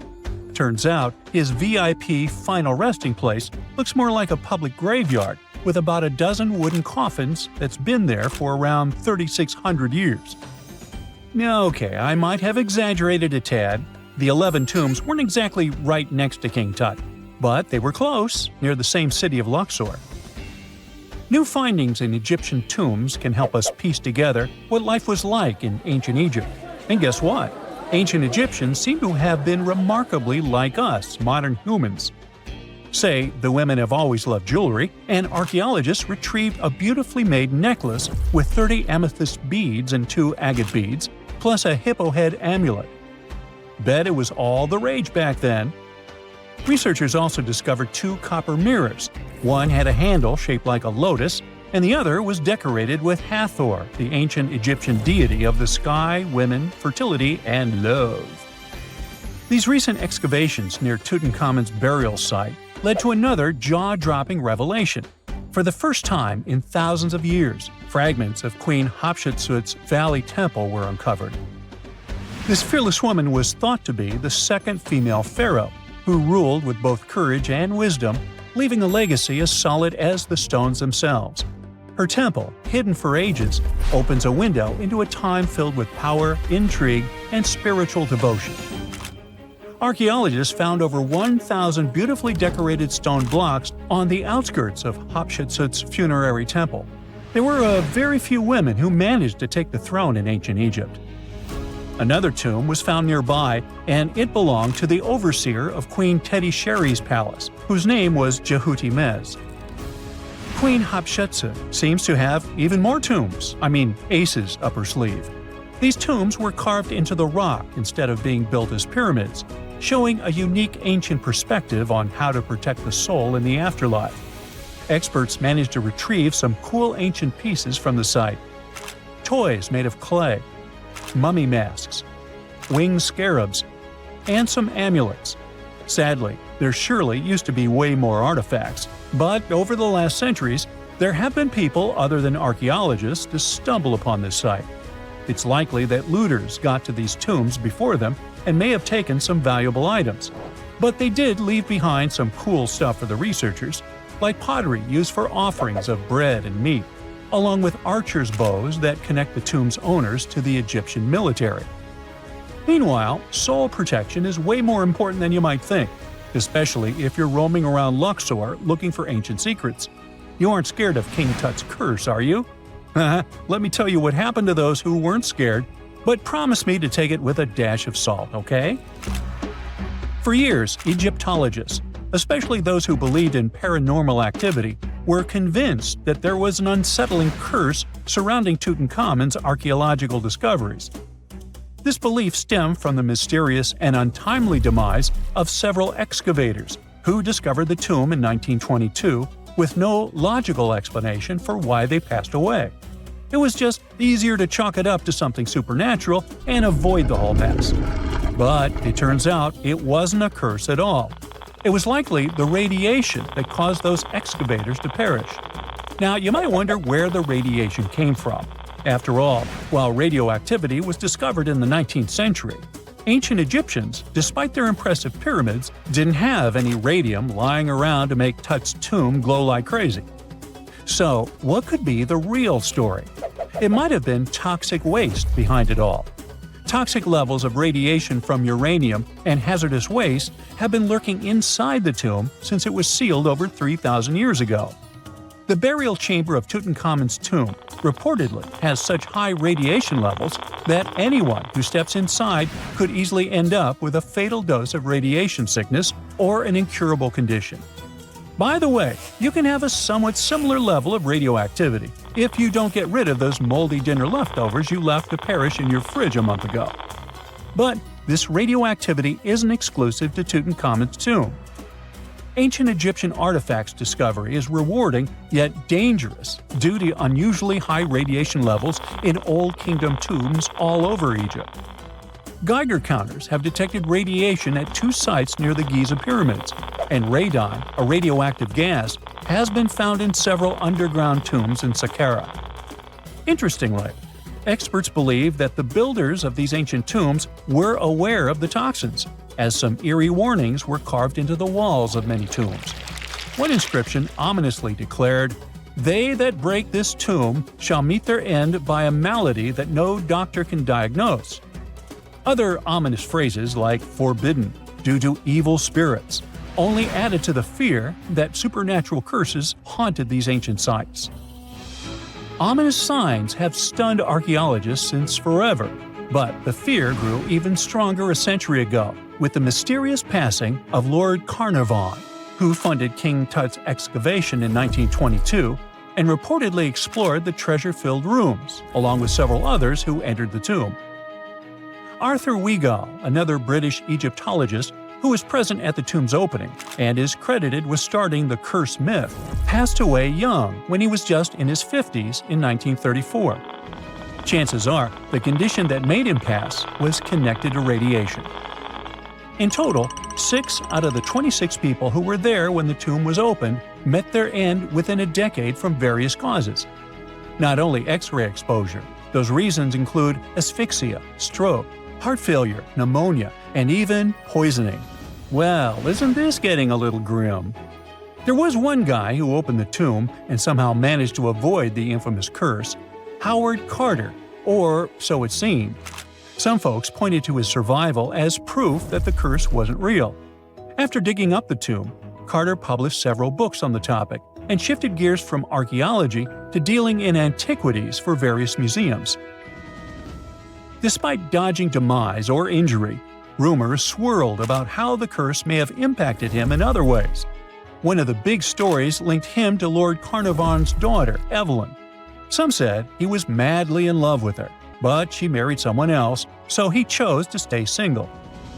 Others claimed they had an affair while she was in Egypt, which ended when her father passed away and she left the country for good. However, there wasn't much evidence to support these stories. Evelyn was just 6 when they met, and they remained friends until his last breath. She was even one of the few attendees at his funeral, but denied any romantic involvement, saying they weren't that close. A year after the revolutionary discovery near King Tut's tomb, Evelyn married politician Sir Brograve Beauchamp and had a daughter. That same year, Beauchamp toured the tomb with his parents, guided by Carter himself. Carter never married and, aside from those posthumous rumors about Evelyn, had no other romantic connections. While the curse adds an intriguing twist to his life story, his tendency to keep relationships at arm's length was evident long before the tomb was opened. It seemed Carter just wasn't a people person. In 1939, after battling a serious illness, he ultimately succumbed to fate. He was 64, which was a pretty common life expectancy in the UK back then, so no one really thought it was off and linked it to an ancient curse. When he passed, it turned out he had several artifacts from Tutankhamun's tomb in his London apartment, which were eventually sent back to Egypt, marking what some viewed as the curse's end. Who knows? Maybe if he hadn't had all those ancient souvenirs at his place, he would have lived way longer. But all the other demises might seem off. The curse theory was likely fueled by some strange events during the excavation. Carnarvon got a mosquito bite that became severely infected, and around the time they opened the tomb, Cairo experienced a bizarre power outage and a freak sandstorm. Back in England, the Earl's dog, Susie, managed to escape from Carnarvon's house and began barking frantically at seemingly nothing. At least that's what the staff and family saw. Strangely enough, at the very moment her owner's heart stopped, Susie started howling and fell down without showing any signs of life. Maybe radiation didn't play a crucial role after all, and those were indeed ancient artifacts from King Tut's tomb that made them all perish. Spooky, huh? Hey, if you think Stonehenge is one of the oldest stone monuments ever, well, let me introduce you to Göbekli Tepe. Buckle up, we gotta travel to Turkey to meet this really old guy. Yeah, he's too old to travel. Jokes aside, Göbekli Tepe, an archaeological site located in southeastern Turkey that dates back to the Neolithic period, around 10,000 BCE. It's considered to be one of the oldest and most significant archaeological discoveries in recent times. The site consists of a series of circular and rectangular structures made of stone pillars. Yeah, it does look like its younger brother Stonehenge. Some of those pillars are decorated with intricate carvings of animals and other symbols. Now, you maybe wonder, hey, why on earth did they make such a fascinating building? What was its purpose? Sorry, I got no answer for that. The purpose of the site is still unknown, but it is believed to have been a ceremonial center for the ancient people who lived in the area. The discovery of Göbekli Tepe has challenged long-held beliefs about the development of human civilization, as it suggests that complex societies may have emerged much earlier than previously thought. Okay, pack your stuff, our travel's just started. Next destination, Masada. It's an ancient fortress located in Israel on a plateau overlooking the Dead Sea. Hey, look at that view, spectacular, huh? It was built by King Herod the Great in the 1st century BCE, and it was very smartly built. Within the fortress, there were various facilities such as storehouses, barracks, a palace, and a set of cisterns capable of holding approximately 40,000 cubic meters of rainwater. People living there believed that the collected runoff from a single day's rainfall could provide sustenance for over 1,000 individuals for a period of 2 to 3 years. Access to the fortress was limited to 3 steep and winding paths leading up to fortified gates. Still, at one point, the fortress was occupied by people who had fled Jerusalem after the city was captured by the Romans. They held out against the invaders for several months, but eventually they were defeated. But these guys didn't surrender.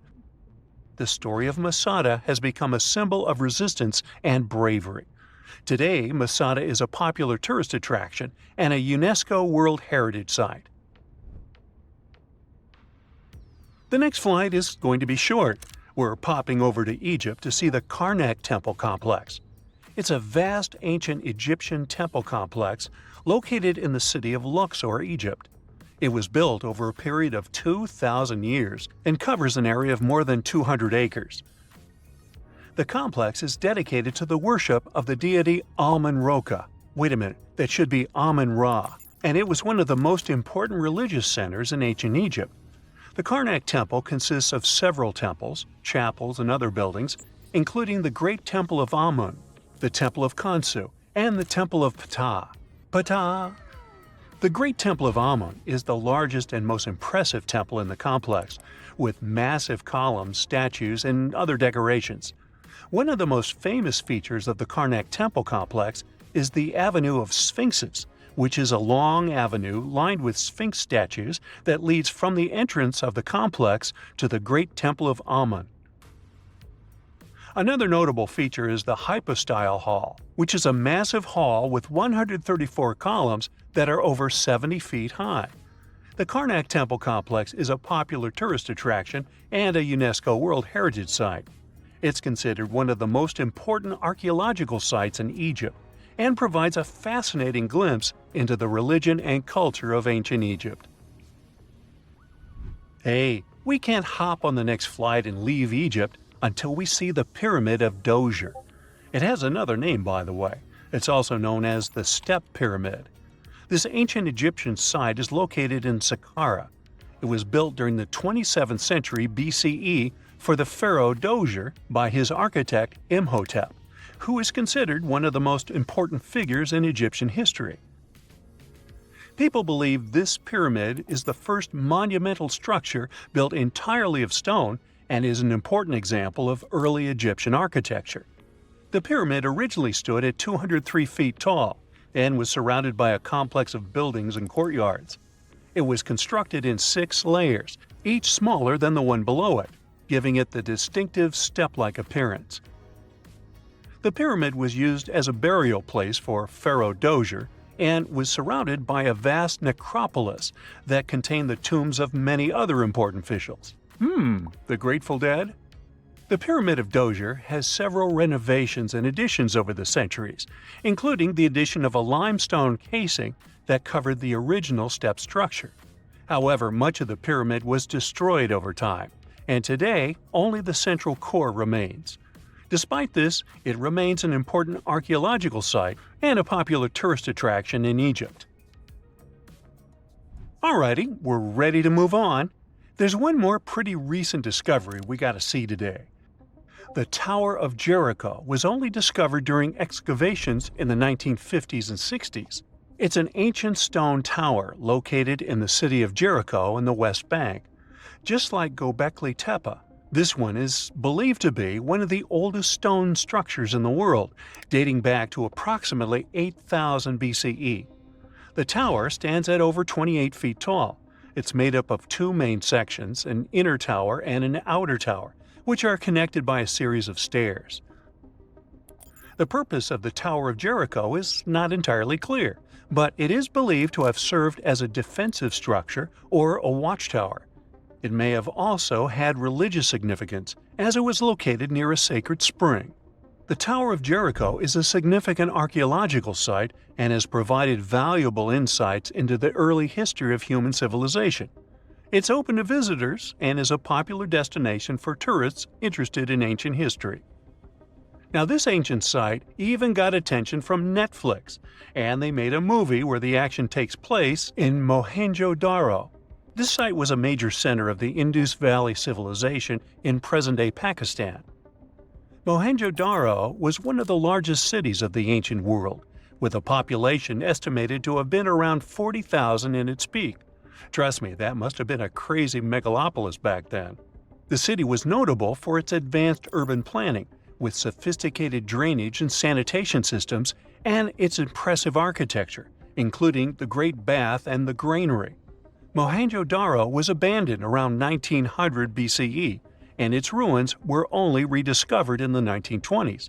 Today, it is a UNESCO World Heritage Site and an important archaeological site for the study of ancient South Asian civilization. We're heading to a teeny-tiny country that has quite an impressive history. Welcome to Malta. The Xigantia Temples are a Neolithic site located on the Mediterranean island of Gozo. They're probably one of the oldest freestanding structures in the world, dating back to around 3600 to 3200 BCE. The temples consist of two megalithic structures, each with multiple rooms and altars. The name Xigantia means giant tower in Maltese, as people believe that only giants could have built such massive structures. The temples are believed to have been used for religious purposes and are considered to be an important example of prehistoric architecture. They were added to the UNESCO World Heritage List in 1980. Well, you must be pretty tired, but there's one more place we gotta visit today. Our plane is already landing in Armenia, and we're here to see the Temple of Garni. Look, this one is well preserved. This temple dates back to the 1st century CE. It was built by King Tiridates I as a dedication to the sun deity Mir. Sadly, the temple was destroyed in the 17th century during an earthquake, which is quite a common thing for this area, but it was later reconstructed in the 20th century. Today, it's a popular tourist attraction and is also listed as a UNESCO World Heritage Site. The most exciting accidental discovery I've made in my life was a $10 bill in my old winter jacket. Some folks are luckier though, as they find underground cities from centuries ago or make inventions that turn them into millionaires. Velcro was invented after a routine walk in the woods. Kellogg's cornflakes were inspired by a chipped tooth, and Play-Doh saved a business empire from falling by chance. Back in 1998, electrical engineer John Williams found something that looked like an electrical plug sticking out of the ground. He started digging and noticed that it was stuck in a small rock. He found it in a rural location in North America, far from civilization, industrial complexes, airports, factories, and electronic plants. This piece of electronics embedded into a solid granite stone got the nickname Enigmalith and a price tag of $500,000. Some scientists are sure it's a big hoax and not a souvenir left by some visitors from space, as Williams claims. But the finder of the rock wanted to prove that it was a real piece of ancient technology, some sort of an electrical connector. If it's not a hoax, then this little find could be proof that humans, or some other civilization from the past, were way more advanced than we ever thought. They must have managed to invent a way to transmit electricity long before humans in the 19th century. He offered scientists to take a look at this find and establish what it really is without breaking the rock open, but there were no takers. Williams consulted an engineer and a geologist, and both confirmed there were no traces of glue on the electronic component. It hasn't been welded either, so it must be as old as the rock, which is around 100,000 years old, according to geological analysis. Dr. John Kellogg had a philosophy of biological living with regular exercise, massage, plenty of water, zero bad habits, caffeine, and no meat. At the end of the 19th century, he looked over a health institute in Michigan. He once whipped up a mix of flour, oats, and cornmeal. He thought that by baking whole grains at high temps, they'd be easier on the stomach and healthier overall. He baked the mix twice and first made cookies, but a patient chipped a tooth on that version. Then he decided to break it into small pieces. It's hard to pinpoint exactly how Kellogg cornflakes came to be, with so many versions of the story floating around. Kellogg's wife, Ella, and his brother Will both claim they played a role in creating the flakes, along with several other family members and sanitarium staff. The company lore says that it all went down one night in 1898, when some wheat-based cereal dough was left out too long, fermenting in the process. When rolled out thin, the slightly moldy dough turned into these perfect large thin flakes that got all crispy and yummy in the oven. Over the next few years, Will Kellogg kept tweaking the recipe and realized that corn, not wheat, made even crunchier, tastier flakes. His brand, Kellogg's Corn Flakes, has grown into a multi-billion-dollar company. Swiss engineer George de Mestral once went for a walk with his dog and came back with a concept that would later go to space. Once they got back from the woods, de Mestral noticed that his pants and his dog's fur were covered in the tiny barbs of the cocklebur plant. He examined the burrs under the microscope and noticed that they were shaped like tiny hooks that stuck to loops on clothes and fur. He decided to recreate that natural tech to design an extra strong fastener, one with many practical uses. He was testing different materials for his invention for so many years and finally settled on nylon. He also needed to design a special type of loom that could weave the fibers in the right size, shape, and density. It took de Mestral a total of 14 years until he introduced the world to Velcro, which means velvet and hook in French. De Mestral was hoping his invention would replace the zipper on clothes, but the fashion world found Velcro cheap-looking and unattractive. But NASA didn't think so, and used Velcro for astronaut spacesuits and helmets in the 1960s.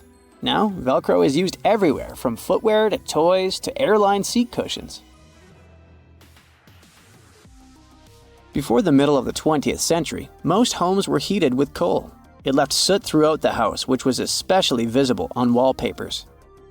Kutal Products was the largest company that sold wallpaper cleaner, but in the 50s, more and more people switched to gas, oil, and electricity, and the sooty buildup problem was mostly solved. The owner of Kutal Products was trying to save his business. Meanwhile, his sister-in-law read that wallpaper cleaner could be used to make holiday decorations. She worked as a nursery school teacher, and modeling clay was pretty hard for her students to handle, so she decided to test this material for molding into different shapes, and it works out just fine. She told her relatives about the discovery and suggested a name for it: Play-Doh. The Kutal company was about to go bankrupt, so it was a great alternative for a new business. Soon enough, Macy's and Marshall Field got interested in the new toy and started selling it. Play-Doh was originally only in one color, white, but soon expanded to red, blue, and yellow.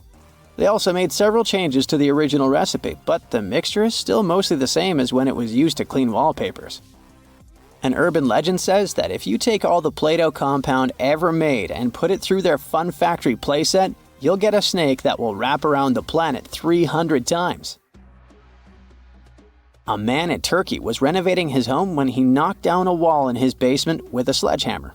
He found a tunnel behind the wall that led to an ancient underground city.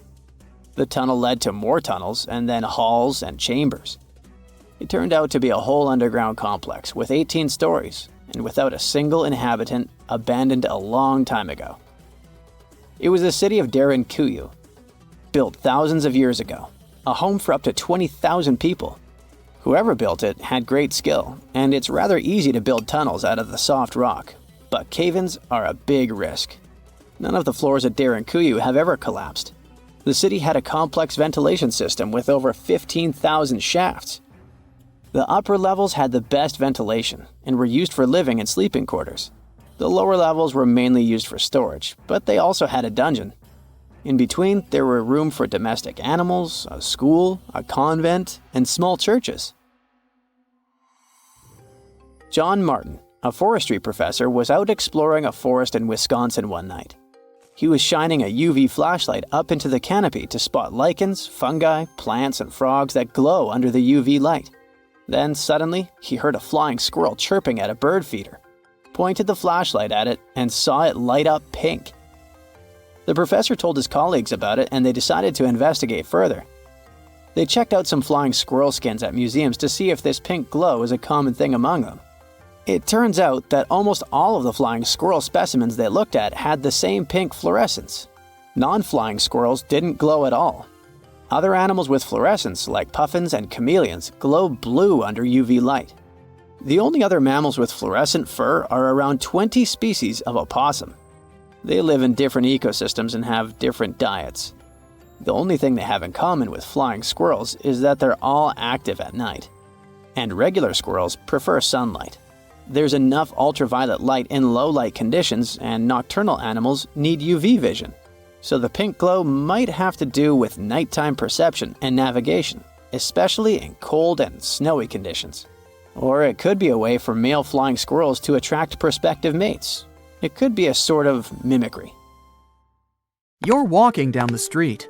You see a strange-looking antique shop called Ageless Trinkets of Mr. Bright. You're curious, so you enter there. You take a look at all the weird stuff. Suddenly, an old folded parchment paper catches your attention. It's a world map, but something's off with it. Instead of showing the countries as you know them, it shows the locations of 4 mythical lost worlds and civilizations. Mr. Bright, the shop owner, comes next to you after realizing your shock. This map won't let you find these places or anything, but I can explain to you the legends behind them if you want, he says. Let me begin with Atlantis. You might know it as Aquaman's underwater kingdom, but Atlantis, the fictional island, was actually first introduced in 2 of Plato's works. According to him, Atlantis was a highly advanced civilization that existed about 9,000 years before his own time, and its story had been passed down by poets, authors, and others. He wrote about Atlantis and its citizens to give a moral lesson and to teach about the dangers of arrogance, as well as the eventual downfall of those who are after too much power. In his dialogues, Plato stated that Atlantis was a great and powerful empire that was respected in all parts of the world. It was founded by beings who were half deities and half human, and became a great naval power after a while. Being an island filled with gold, silver, and other precious metals certainly helped their case. But besides that, it was also known for its breathtaking architecture and state-of-the-art technology, as well as its countless rare and exotic wild animals. Atlanteans were proud of their great achievements and the perfection of their civilization, but their excessive pride was going to bring their downfall. They believed they were so superior that they could gain control over any nation. This led them to launch a series of invasions. They conquered many of the Mediterranean lands, but when it was time to enter Athens, Athenians pushed back with an extraordinary force, so the Atlanteans were finally defeated. Plato stated that deities then got angry at Atlanteans because of how wicked, greedy, and immoral they became. So they punished them by sending earthquakes, which caused Atlantis to sink beneath the sea.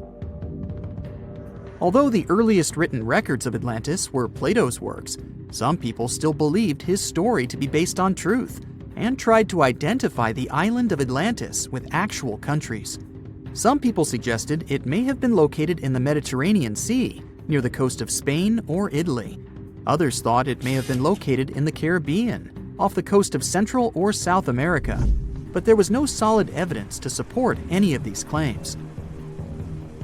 One theory, in particular, seemed more plausible than the others, though. Located in the Aegean Sea, the island of Santorini was the home of a highly advanced Minoan society. However, due to a huge volcanic eruption, it was destroyed about 3,600 years ago, causing the Minoan civilization to suddenly disappear.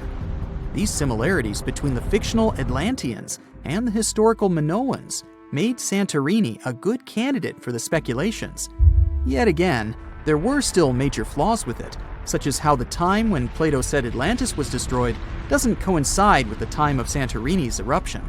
So Atlantis still continues to be regarded as nothing more than a popular legend in the scientific world. Now, let's move toward the northeast direction on the map, Mr. Bright says. According to Celtic Breton mythology, there once was a magnificent city called Ys, also known as Caris, that towered over Douarnenez Bay in France's Brittany region. It was the most wealthy city in the entire Atlantic. It was especially famous for its beautiful gardens and buildings, and its citizens were all living comfortably and happily there. Dahut, who was King Gradlon's daughter in Breton legends and literature, had a deep love for the sea. She begged her father to build a city at the edge of the sea, and that is how the city of Ys was established. Little did she know that she would be the one responsible for the destruction of her father's beloved gift. You see, since the city was surrounded by the sea, it needed to be protected by a dike equipped with floodgates, and these gates could only be opened at low tide. And the only one who had the keys to these gates was the king himself. One day, a handsome red knight arrived at the city, but couldn't pass the gates. Dahut was so taken by him that she wanted to let him in. She knew that her father was the keeper of the only key to the city, so she sneaked into his room and stole it from him. Then she gave it to the Red Knight so that he could enter the city and they could be together. However, the Red Knight turned out to be the Prince of Darkness, and he intentionally left the gate open to the raging sea. The waves soon swallowed all of Ys. King Gradlon was able to escape on his magical horse, but Dahut didn't. She turned into an evil mermaid who lured sailors into the sea. Today, if you go to Quimper, a city in Brittany, northwest France, you can find the statue of King Gradlon riding on his horse. Although the city of Ys is a legend, Brittany coast locals believe that on the days when the waters are calm, you can still hear the tolls of the city bells deep under the sea, if you listen carefully. Mr. Bright then points at the Indian Ocean on the map and says, "Now, have you heard about Lemuria?" Back in the mid-1800s, a few scientists suggested that there was once a continent that existed in the Indian Ocean, somewhere close to the south of modern-day Sri Lanka. The first one to popularize this theory was the British lawyer and zoologist Philip Lutley Sclater. In his paper, The Mammals of Madagascar, he stated that he found lemur fossils in India and not in Africa. However, this discovery was extremely shocking to him because of the fact that lemurs' original homeland, Madagascar, is much closer to Africa. He proposed that this was possible only if some larger continent connected the two once. He stated that this continent must have eventually sunk to the ocean floor. He then named it Lemuria, and hence the theory was born.